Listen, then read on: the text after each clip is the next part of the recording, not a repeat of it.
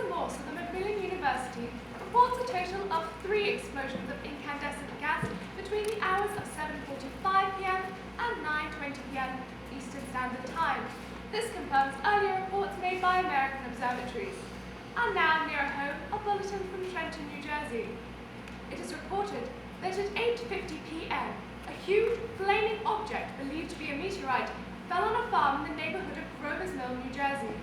The noise of the impact was heard as far north as Elizabeth, and the flash in the sky was seen within a radius of several hundred miles. We will dispatch a special mobile unit to the scene, where our commentator, Carl Phillips, will paint a word picture for the scene for you as soon as he can reach there from Princeton.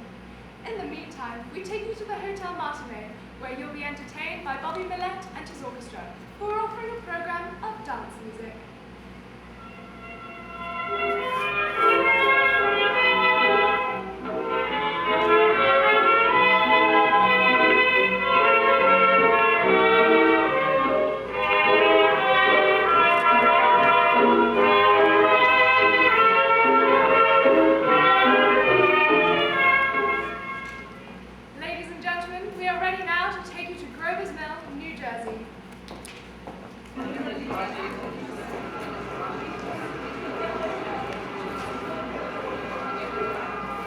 Ladies and gentlemen, this is Carl Phillips again of the Wilmeth Farm, Grover's Mill, New Jersey.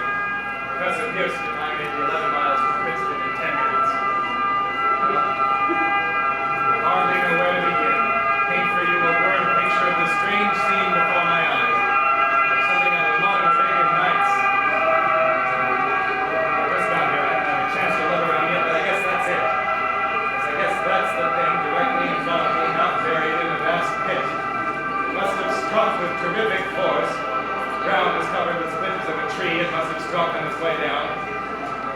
What I can see of the object itself, it doesn't look very much like a meteor. At least not any meteors I've seen. It looks more like a huge cylinder. It has the diameter of... Well, what would you say, Professor Pearson? What would you say... What is the diameter of this? About 30 yards. About 30 yards. Metal on the sheath is...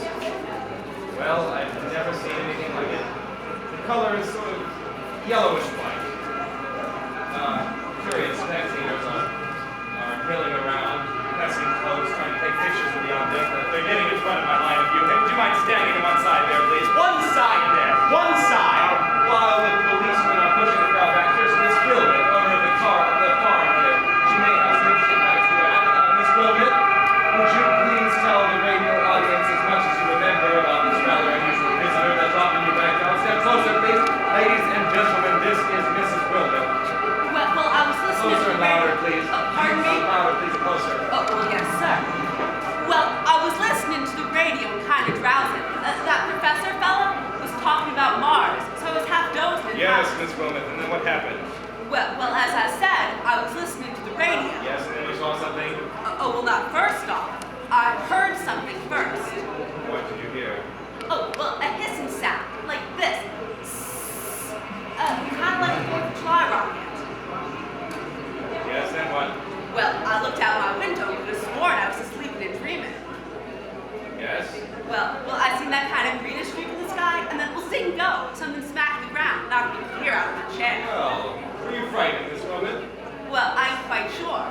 I reckon I was kind of riled. Well, thank you, Miss Wilmeth. Thank you very much. Do you want me to tell you some more? No, that's quite all right. That's plenty. Ladies and gentlemen, you've just heard Miss Wilmeth, owner of the farm where this thing has fallen. I wish I could convey you the atmosphere, background of this fantastic scene. Hundreds of cars are parked in the field in back of us. Police are trying to rope off the roadway leading to the farm, but it's no use. They're breaking right through. The car's headlights throw an enormous spotlight on the pit where the objects have buried. Now some of the more daring souls are venturing near the edge. Their silhouettes stand out against a metal sheen. One man wants to touch the... Stand back, sir! You can't get out here! One last warning! Come on! The policeman wins. Ladies and gentlemen, there's something I haven't quite mentioned in all of this excitement, but it's becoming a little bit more distinct. Listen, please.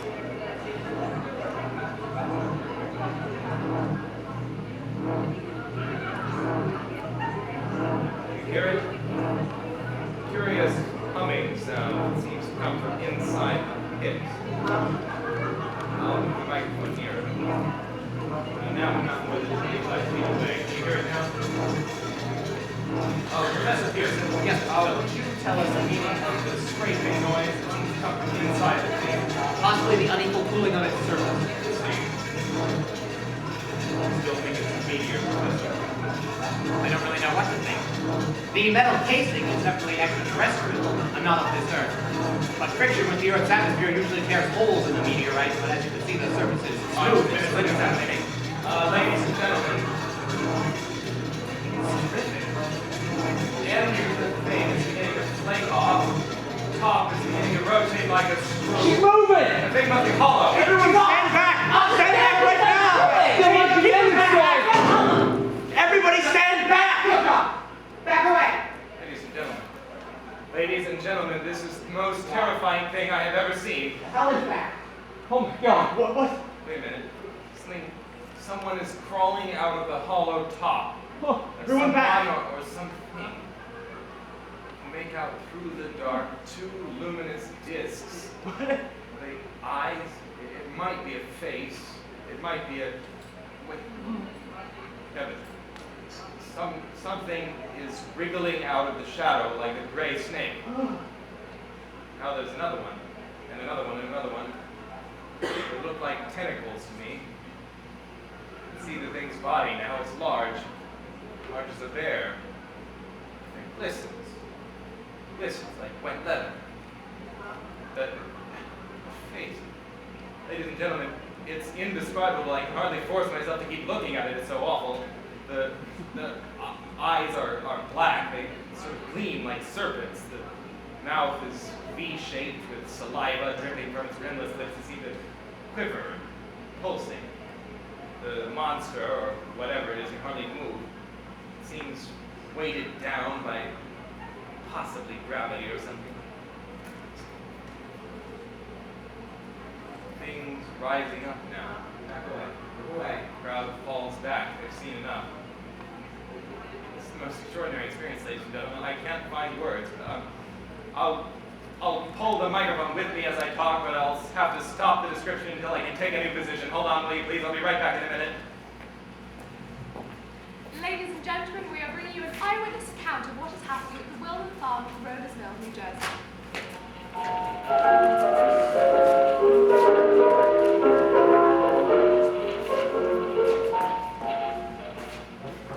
Ladies and gentlemen, we return you now to Carl Phillips reporting for you at the Wilman Farm, Roby, New Jersey. Ladies and gentlemen, here I am, back of a picket fence that adjoins Miss Wilmot's garden. From here, I can get a sweep of the whole scene. Give you every detail as long as I can talk and as long as I can see. More state police have arrived. They're drawing off a cordon in front of the pit, about 30 of them. I need to push the crowd back now. They're willing to keep their distance. Captain is conferring with someone. I can't quite see who. Yes, I believe it is Professor Pearson. Yes, it is now the department. The professor moves around to one side, studying the object. The captain, two policemen in advance with something in their hands. Yes. I can see it now. It's a white handkerchief tied to a pole. Flag of truce. Those creatures know what that means. What anything means.